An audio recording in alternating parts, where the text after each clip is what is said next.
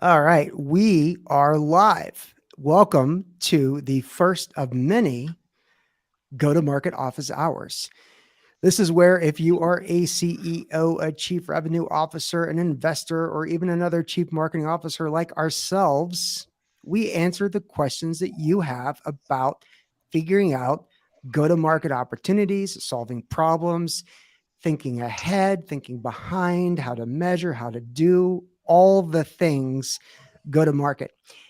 Now, for this focus, for today's show, our goal is to talk about what you should be doing with your go to market motions, strategy, plan, and attack right now, because we're about to head into the second half of the game, folks. We're about to head into the second half of the year.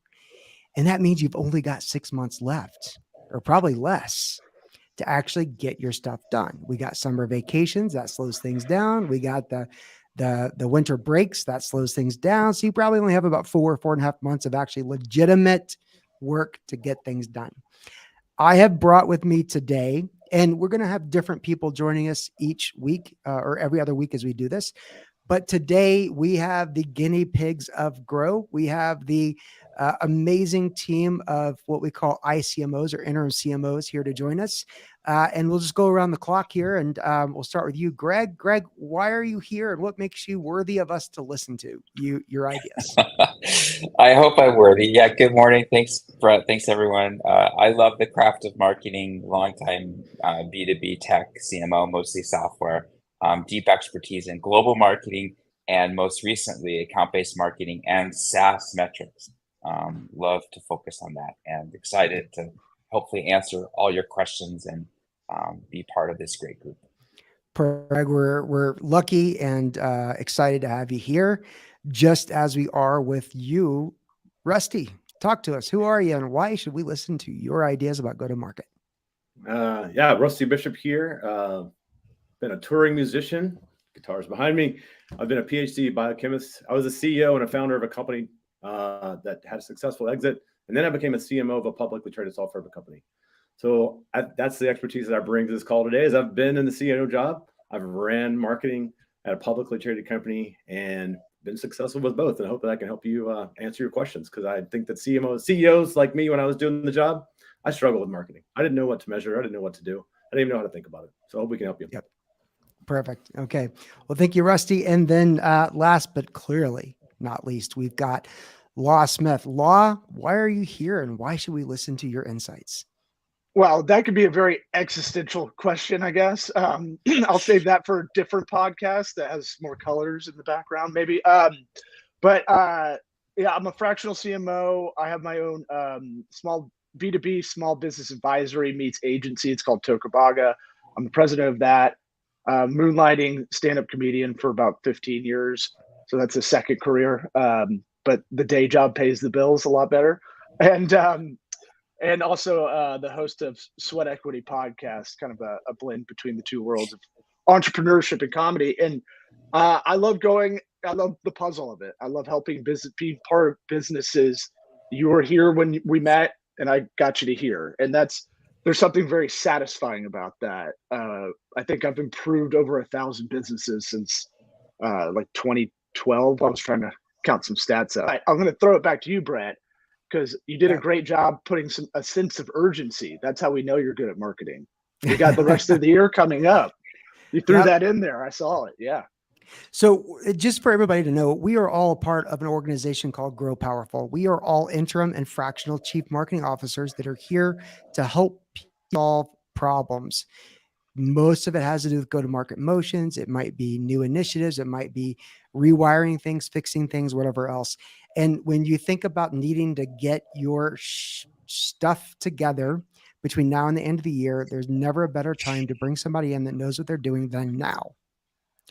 So let's dive in. We've got our first question, and I'll put it up here on the screen. This is kind of fun. We're doing this for the first time and playing around with a lot of features. The first question is, with 6 months left, how should I prioritize my go-to-market spend? Who wants to take that one? I start.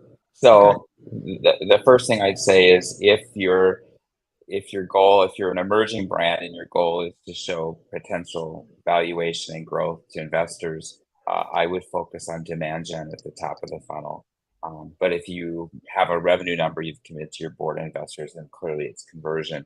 The difference would be content and outreach at the top of the funnel is more about awareness and the provocation of why you are relevant now, versus in the middle of the funnel where you need to drive conversion. You would want to have much more content focused on immersive things like a calculator or something that shows you the ROI or evidence or proof or case studies. So there would be two different kinds of approaches, from content to how you reach out and engage people. But it really depends on whether you need to show runway and valuation or whether you've got to hit a number, which require different things. Okay. I'll stop there. Who else has an idea around this 6-month time clock, the sense of urgency? I'll jump in. It depends on your sales cycle. I'll say that. I mean, if you got a 6-month sales cycle, you spent the money. So if you're a high velocity sales company, then you should be, obviously prioritizing top of the funnel, just like Greg said. If you have a 6-month sales cycle, for me, I like to think of this in terms of compounding assets versus assets that you're paying for in a linear fashion. Compounding assets are things like your email list. Like, so many people neglect their email list, and that is one of your greatest sources that your company has to go out there and talk to potential customers. Doing SEO. I mean, we've got these awesome generative AI tools now that can go and help you figure out exactly who your audience is, how they respond to things, create stuff in literally seconds. So I would be thinking about how to build those compounding assets that take me into the next year, about a 6-month sales cycle. Got it. Perfect. Okay. Law, anything to add? Yeah, I would echo what Greg and Rusty were saying to a degree. And I'll go kind of six-pack Joe style on philosophically, because it's tough. It's tough to answer this question specifically, right? Because we don't know the actual product. But what I have to do is go macro out, pull back out, and let's reverse engineer it. So let's go 3 years from now, and then let's go backwards and see what those benchmarks should be to get you back to 6 months. Because if you plan everything at the 6 months right now, then what's going to happen month 7, right? So just like Rusty was saying, if you have that plan already set up, get ahead of yourself. See what you can do. Scrub the email list, scrub the contacts you have in HubSpot or whatever CRM you've got going.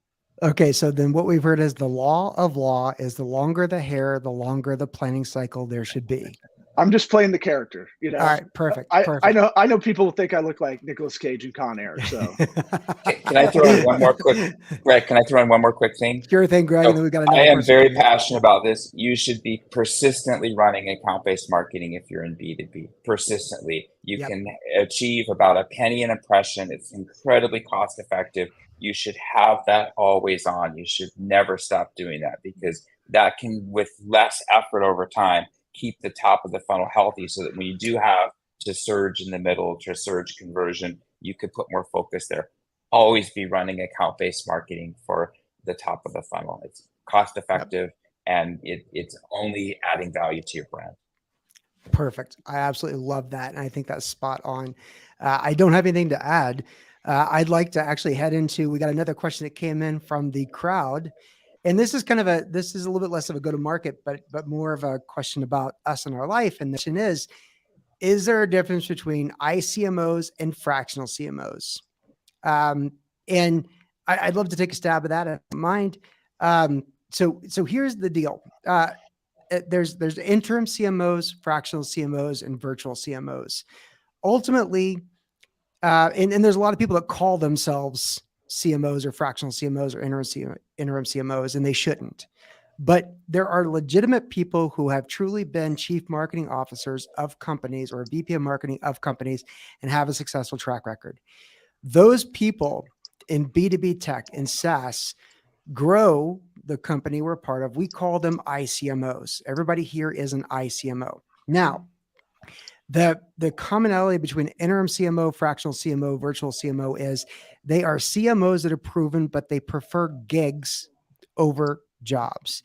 They've decided to have a more freelance, more open, more flexible lifestyle to where they can choose the type of engagements. They can work on 2, 3, or 4 engagements at a time, or 1.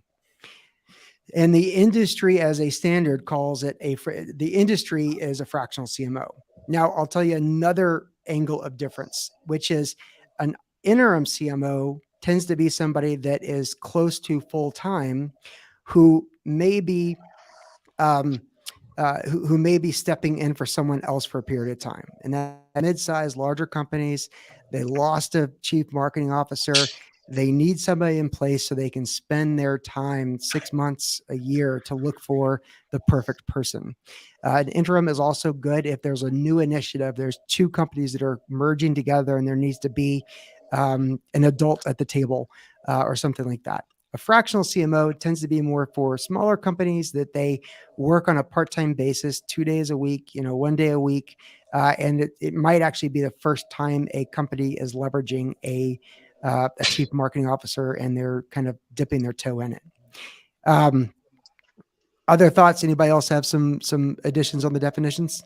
Can I add one other thing? So one of the things I love about being part of this group is the mindset. So whether you're fractional, interim, or full-time, I think marketing today is so measurable, and you should be running things much more in a set of sprints or solving these 5 problems and then moving on to the next. And so whether however your tenure is, however long you're going to do it, I think there's a mindset that is also really embodied in the Grow team, which is, what problem are we solving? Let's go race to solve it, be smart about it, be data driven, learn as fast as we can, and then put the right things in place, then move on to the next. But I think that is how marketing is efficacious today, is being much more sprint focused, fast focused, data driven, which is, you could say, is born out of the fractional model, but is how good marketing is run today, in my opinion. Yep, I agree. All right. Well, then let's keep diving deeper. One of the next questions we've got coming up, and again, this is the first time. We want to keep it fast. We want to keep it short. We want to make this 20 minutes or less. We've got about 8 minutes remaining. The next big question that comes up is, this is an interesting one. The question is, during the crunch time, do you usually see sales and marketing working closer together, or is there more of an infighting taking place? I love to get somebody to provide their thoughts, maybe what typically happens and what we all know should happen, and maybe give a little bit of flavor as to how to help avoid infighting if there is. I mean, yeah, painting with broad strokes, infighting takes place when it's crunch time between the two departments. It shouldn't. Your role as a CMO should be to bridge those gaps and have a loop, so they and make it and kind of sell it on those departments that you guys need to help each other out. You make more money or career advancement by doing so, but by blaming the other, pointing fingers, it's don't be competitive, be cooperative. Yep. I would add, for me, the key is 2 parts. One is, no one makes their numbers unless everyone makes their numbers. So there's no way that marketing has any celebration or gets rewarded or anything like that if the number is missed from the sales side. That is fundamental. Second, focus on opportunity, because opportunity is more than marketing qualified lead or sales accepted lead or whatever you want to call it. Opportunity means we found someone who has intention to buy and might likely buy. That's the better thing to measure. And there's more, by the nature of it, there's more cooperation around opportunity. Got it. Yeah, I've seen the same thing. I've been in companies that have had both. The crunch time where marketing and sales are at each other's throats, and I've been in companies where sales and marketing were in lockstep. The thing that separates those two, in my opinion, is that as CEO or as CRO, you are responsible for owning the message. And I see so many times when there is infighting that the CEO is talking a different message from sales or a different message from marketing. And if you don't own that message as a CEO, I think it trickles all the way down, and that's where you see the infighting. Got it. Well, perfect. Well, I think we got time for one more question that's come in, and this is I don't know if this is a go-to-market. We can decide if we want to answer this or not. This is more of a sort of managing the expectations of the world. And the question is, there's no doubt in the first half of 2023, if you're in B2B technology, higher percentage of companies are struggling than succeeding and making their numbers. In our minds here, what's the benefit? What's the curse of trying to reset expectations now for what the end of the year would look like versus trying to push hard, invest harder, go more aggressive to try to get the original numbers in? Who would like to take that one? Can I start very quickly? Yeah. This is why I'm so convicted now about benchmarking, Yes. because you should answer this question in the context of how are your peers doing? Are they struggling too? Because you might have the right go-to-market, you might be highly efficient, highly sustainable, and you just need to ride this out because it's easy to just cut, and your competitors aren't, you know what, they're going to end up ahead. So I would benchmark and I would specifically look at the magic number. If you can go to your board or your investors and say, hey, we have a great magic number. We're efficient in sales and marketing. Our peers are at the same spot. You're more likely to win favor and support for staying the course if that's the right thing to do. So benchmark, look at your peers, magic number. Are you sustainable long term? Yeah. Love I that. like part of the question there is important is what would happen was in that question, right? What would happen if we did this?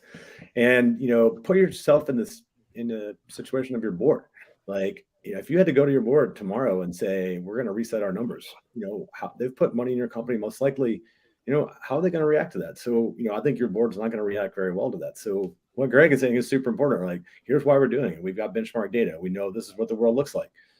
We know we've cut marketing budget or we've had to cut salespeople or whatever we've done, right? So, but that's what would happen. Your board's going to either be behind you or not behind you. So that's what you have to put yourself in their shoes to figure that out.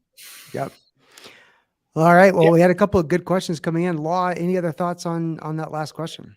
No, it should be philosophically, you should be laying the benchmarks and the goals and your KPIs, your key performance indicators. I don't want to talk in too many acronyms because that's kind of our world. It's starting to sound like finance. But I would say, practice kaizen. That is the Japanese word for continuous improvement. And so when you're making those goals, you need to write out why you set those goals at the time. So when you get to this period right now, you can look back and, okay, this is why these were our benchmarks, but it's always improving. It's always changing. And here's why. There's externalities like we've been talking about. What's the market like? Sometimes that does seasonality. Sometimes that comes into play. And especially in B2B tech, sometimes you don't have the research to stand on. So you have to reduce the amount of risk as far as making predictions and making forecasting. Yep. I love that. I think you've all done great, benchmarking, comparisons, managing expectations, et cetera, et cetera. The other thing I will say is go back about 150 years ago and back, think of Chrysler, think of Lee Iacocca. And for those of you that don't know, he was a senior executive at Ford. He became the CEO at Chrysler. Chrysler was about to go bankrupt. He stepped in and he said, we can't think about anything more than 90 days out. We are now going to implement rolling 90-day plans. And I think that's something that's really important, especially for the B2B tech companies that are getting hit the hardest, suffering the hardest, is don't think about 6 months out. Maybe you can rewire expectations to look at the next 90 days and a rolling 90 days every month. You sort of look at the next 90 days and maybe that's a little bit of survival, surviving versus thriving kind of mentality. Mm-hmm. But I think it's also hunkering down and focusing. So just another approach to try, another idea to try. Yeah. I think that speaks to why ICMOs work, right? I mean, there's in our group, there's 15, 20 rock solid CMOs have been there, done that. You bring a group like this together and you get the power of all 20 of them feeding back to your company. And I think, if you're gonna do 90-day sprints, you may be doing that with one person or 15 people that know how to do it. Yep, exactly. Well, I think that is it for us for today. We're at about 20 minutes. I wanted to keep this short, I wanted to keep it brief. Thank you so much for being a part of our very first ever of many go-to-market office hours. We will continue doing these every 2 weeks until we decide to do it every week. And I just want to say thank you to Greg. Thank you to Rusty. Thank you to Law. And on behalf of these fine people, as well as everyone at Grow Powerful, thank you. Thank you. Thank you. And have a great day. Talk soon. Cheers.